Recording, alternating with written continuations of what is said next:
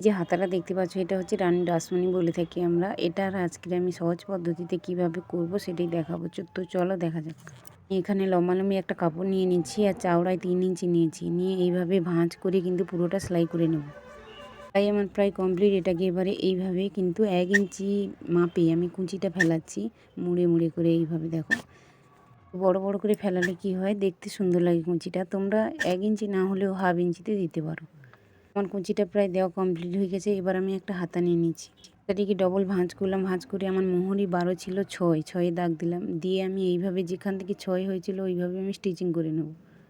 উপর আমি ফলসটাকে আবার যেমনভাবে স্টিচিং করেছিলাম ওইভাবে আবার স্টিচিং করে নেব। বোঝা গেল? আগে কিন্তু আমি ফলস পরাবো না, আগে আমি কুঁচিটা বসালাম তারপরে কিন্তু ফলস পরাচ্ছি। এইভাবে ফলসে আমি একটা চাপ সেলাই দেবো। দিয়ে তারপর এটাকে সোজা দিক করে দেবো। দেখো একেবারে সহজ পদ্ধতি, কোনো সমস্যা নেই। এভাবে করো, খুব সুন্দর আসে। ভালো লাগলে প্লিজ চ্যানেলটিকে সাবস্ক্রাইব করে নিন।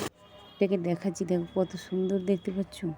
সেটাকে হাতে নিয়ে দেখালাম। আরও ফিটিংস করলে খুব ভালো।